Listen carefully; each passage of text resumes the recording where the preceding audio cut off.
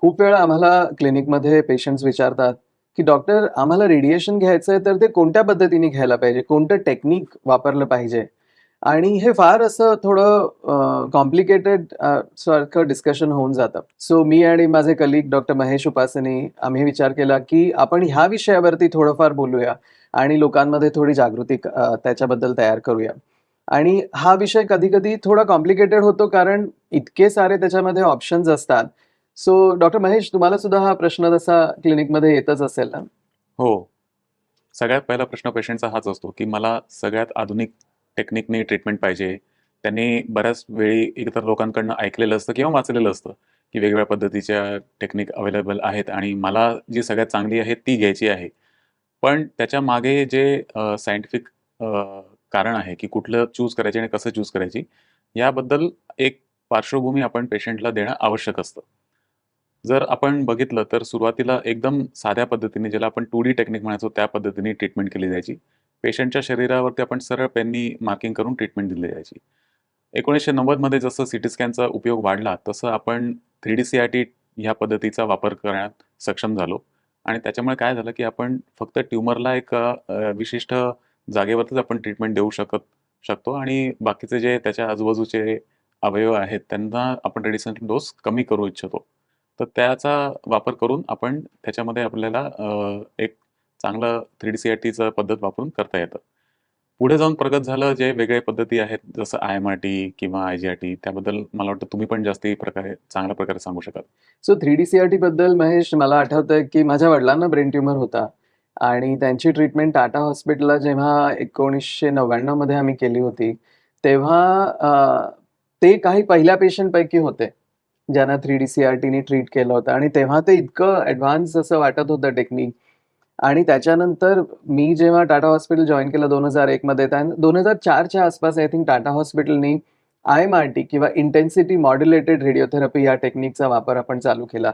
आणि मला वाटतं म्हणजे जेव्हा आपण म्हणू, की पूर्वी लोकं घोडागाडी वापरायचे आणि नंतर मोटर कार वापरायला लागले. त्याच्यामध्ये जेवढा फरक होता, तेवढा 3D CRT आणि IMRTमध्ये फरक पडला. कारण 3D CRTमध्ये आपण वेगवेगळ्या पद्धतीने, वेगवेगळ्या बाजूनी रेडिएशन देत होतो त्या ट्यूमरवरती. परंतु IMRTमध्ये आपण त्याच्यामध्ये अजून एक कॉम्प्लिकेशन थोडं ॲड केलं, की आपण त्याच्यामध्ये त्याची इंटेन्सिटी किंवा त्याचा जो प्रखरपणा हं, होता, तो बदलू शकत होतो. हं.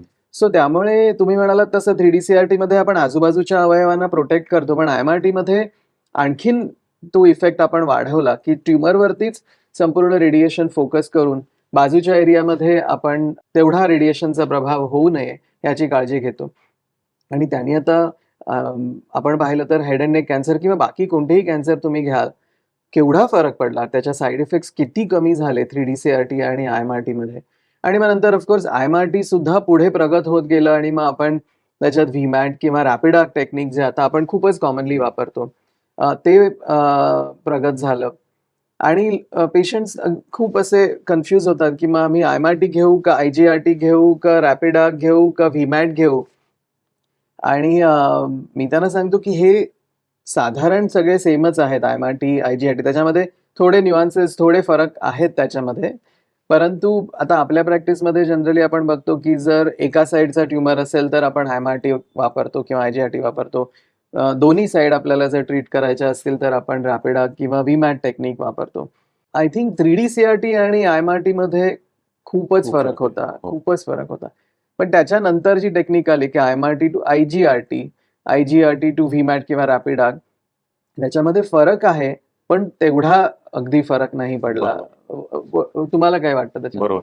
तुम्ही म्हणता ते अगदी रास्त आहे आणि जसं तुम्ही ती एनालॉजी दिली, की घोडागाडी आणि मोटर कार याचा जेवढा फरक पडला 3D CRT आणि IMRTमध्ये, तसंच IMRT, IGRT, व्हीमॅट याच्यामध्ये आता फक्त मोटर कारमध्ये जसा फरक आहे तसंच आहे. तुमचा जो एंड पॉइंट आहे तिथे पोहोचण्याचा वेळ कालावधी कदाचित थोडाफार कमी पडेल. बाकीचा ट्रॅफिक जसा असेल त्याच्या हिशोबाने. पण खूप जास्ती बेनिफिट कुठल्या ट्यूमरमध्ये होईल का, हे सांगणं थोडंसं कठीण होतं. काही-काही ट्यूमरमध्ये IGRTचा खूप जास्ती उपयोग असतो. जसं की नेझोफॅरेंजियल कार्सिनोमा आहे. त्याच्यामध्ये IGRTचा खूप जास्ती चांगला उपयोग दाखवला गेला आहे. बाकीच्या ट्यूमर्समध्ये त्याचा उपयोग आहे. तो कशासाठी आहे, की आपण ज्या प्रकारे सीटी स्कॅनवरती प्लॅनिंग करतो, त्याच भागामध्ये आपण रेडिएशन देतोय का, याचं हे आपल्याला एन्शुअर करण्यासाठी IGRTचा जास्त उपयोग होतो. बऱ्याच वेळा आपण आता 2-4 महिन्यांपूर्वी आपण जेव्हा ऑपरेशन सिंदूरमध्ये प्रिसिजन हल्ला हा शब्द बऱ्याच वेळा आपण ऐकला. तर IGRT म्हणजे तेच आहे, की प्रिसिजन म्हणजे आपण एखाद्या ठिकाणी ठरवलं, की इथेच रेडिएशन द्यायचं. तर IGRT आपल्याला तेच मदत करतं, की तिथेच रेडिएशन द्यायचं. ना त्याच्या थोड्या बाजूला ना कमी. आणि जेव्हा आपण इंटेन्सिटी मॉड्युलेट करतो आहे, तेव्हा ही गोष्ट जास्ती महत्त्वाची ठरते. कारण जेव्हा आपण ते एक ठराविक डोस तिथे द्यायचा प्रयत्न करतोय, तर आपल्याला पाहिजे की जिथे आपण प्लॅन केलंय पहिल्या दिवसाच्या प्लॅनिंग स्कॅनवरती, तिथेच तो रेडिएशन जायला पाहिजे. म्हणून प्रिसिजन जास्ती महत्त्वाचं आहे आणि प्रिसिजनसाठी IGRT जास्ती महत्त्वाचं आहे. आणि मग पुढे येतं व्हीमॅट किंवा रॅपिड आर्क. तर व्हीमॅट, रॅपिड आर्कमध्ये हीच गोष्ट कमी कालावधीमध्ये डिलिव्हर केली जाते. तर पेशंट काउचवरती कमी वेळ राहतो. त्याच्यामुळे जितका वेळ पेशंट कमी राहील काउचवरती, तितकं आतमधल्या अवयवांची जी मूव्हमेंट आहे, ती कमी होते. म्हणून मग त्याचा जास्ती फायदा होतो. आणि मग हेच प्रिन्सिपल पुढे आपण SRS, SRTमध्ये वापरतो. आय थिंक त्याच्याबद्दल तुम्ही अजून जास्ती चांगल्या प्रकारे सांगू शकाल. सो SRS, SRT महेश, आपण टाटामध्ये होतो तेव्हा आपण खूपच वापरायचो ते. आणि मला आठवतंय तेव्हा रेडिओ सर्जरी ज्याला आपण हो. म्हणतो ते करायचं म्हटलं की किती मोठा इव्हेंट मोठं प्रकरण असायचं ते. बाप रे, म्हणजे आज रेडिओ सर्जरी होणार आहे म्हणजे अख्खं डिपार्टमेंट अगदी कधी कधी रात्र आपण काम केलेलं आहे. आणि आता मात्र ते खूपच सोपं झालंय. आपण SRS, SRT किती कॉमनली वापरतो. तर what has been your experience की ह्या रेडिओ सर्जरीमध्ये, आय एम शुअर तुझ्याकडे हे प्रश्न पेशंट्स विचारत असतील की डॉक्टर आम्हाला रेडिओ सर्जरी करायची आहे. तर त्याचं काय, म्हणजे how do you manage that? हो, बरोबर आहे.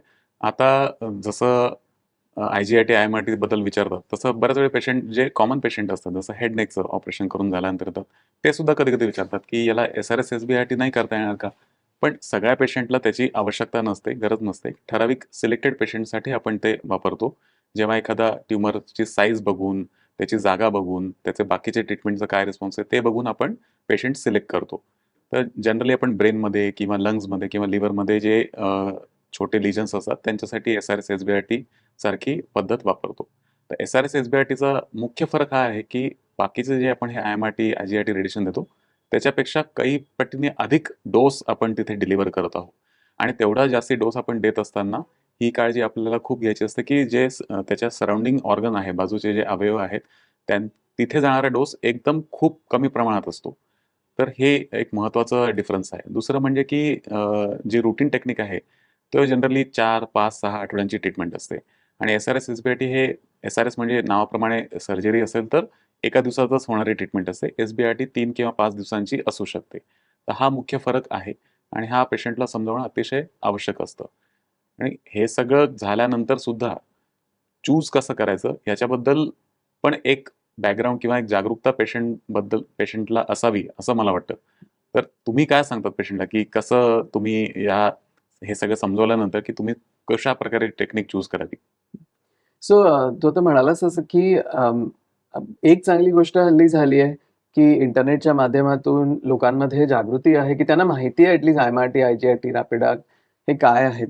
परंतु नक्की कशासाठी वापरायचं, कोणत्या पेशंटसाठी कोणतं टेक्निक वापरलं पाहिजे, ह्याच्याबद्दल तेवढी माहिती अजून क्लिअर बाहेर नाहीये. आणि त्यामुळे खूप कन्फ्युजन होतं. म्हणजे आता परवाच माझ्या क्लिनिकमध्ये एक पेशंट आला होता.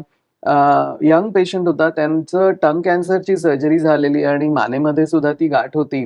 ऑपरेशन होऊन गेलं होतं आणि आता त्यांना रेडिएशनसाठी पाठवलं होतं. आता अशा पेशंटमध्ये आपण रेडिओ सर्जरी करूच शकत नाही. कारण रेडिओ सर्जरी जसं तुम्ही म्हणालात तसं की अगदी छोटा ट्यूमर असेल तरच आपण करू शकतो. सो ह्या पेशंट करता रॅपिड आर्कची जरूरत होती किंवा व्हीमॅटची जरूरत होती. परंतु त्यांनी रेडिओ सर्जरीबद्दल ऐकलं होतं. ते म्हणाले आम्हाला रेडिओ सर्जरी करायची. मग त्यांना आम्हाला समजावं लागलं की नाही, तुमच्या केसमध्ये रेडिओ सर्जरी हा संयुक्तिक ऑप्शन नाहीये. सो असे आय थिंक मला वाटतं महत्त्वाची गोष्ट आहे की पेशंट्सनी त्यांच्या डॉक्टरांबरोबर हे नीट डिस्कस केलं पाहिजे, की आपल्याला कोणत्या पद्धतीच्या ट्रीटमेंटची जरूरत आहे आणि त्यासाठी कोणतं टेक्निक सगळ्यात उत्तम वापरलं जाईल. आता आपल्याकडे आपण पाहिलं तर आपण अडॅप्टिव्ह रेडिओथेरपी वापरतो. आपल्याकडे इथॉस मशीन आहे. We are the pioneers of that technique in India. परंतु आपण ते खूप सिलेक्टेड पेशंट्समध्ये वापरतो. ते सगळ्यात ॲडव्हान्स रेडिएशन टेक्निक आहे म्हणून सगळ्यांमध्ये वापरता येत नाही. त्यासाठी आपल्याला पेशंट्स व्यवस्थित सिलेक्ट करावं लागतात. तर आय थिंक सगळ्यात महत्त्वाची गोष्ट आहे की पेशंट्सनी त्यांच्या डॉक्टरांबरोबर हे डिस्कस केलं पाहिजे की माझा आजार कोणता आहे आणि तो आपण ट्रीटमेंट का करतोय. म्हणजे आता समजा पॅलिएटिव्ह ट्रीटमेंट आहे वर्सेस पॅलिएटिव्ह म्हणजे जिथे आपण फक्त आजार बरा नाही करू शकत आहोत, पण तो कंट्रोल करायचा प्रयत्न करतोय, वर्सेस आपण पूर्ण आजार क्युअर करायचा प्रयत्न करतोय. त्याने सुद्धा फरक पडतो आपण कोणतं टेक्निक वापरतो.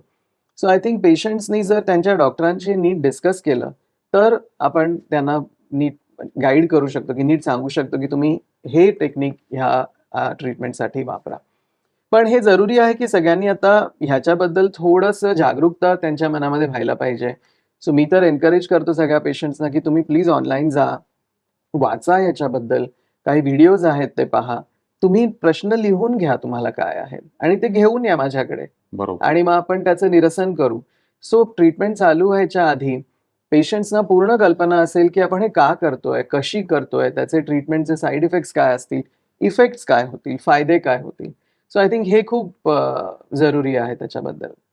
बरोबर आहे. मी बरोबर म्हणजे तुम्ही जे अगदी सांगितलं ते अगदी योग्य सांगितलं, की पेशंटनी एक प्रश्नावलीच तयार करून आणली, तर आपण त्याच्याबद्दल त्यांना एकदम चांगल्या प्रकारे त्यांना गाईड करू शकतो, की आपण हे का करतो आणि त्याचे परिणाम काय असणार आहे. आणि पेशंट पण मेंटली मग त्या हिशोबाने तयार असतात, की त्यांना किती ट्रीटमेंट, कशी आणि त्याचे काय परिणाम जाणवणार आहे. मग पूर्ण ट्रीटमेंट अगदी व्यवस्थित पार पडते. आय थिंक आता हा जो नवीन आपण दिवस साजरा करतोय 7 सप्टेंबरला रेडिओथेरपी अवेअरनेस डे, त्याच्या माध्यमातून आपण ही जागरूकता अजून पेशंट्समध्ये तयार करूया. 7 सप्टेंबरला वर्ल्ड रेडिओथेरपी अवेअरनेस डे आहे. त्याच्या अनुषंगाने आम्ही हा व्हिडिओ केलेला आहे आणि आम्ही असे अजून बरेच व्हिडिओ करू.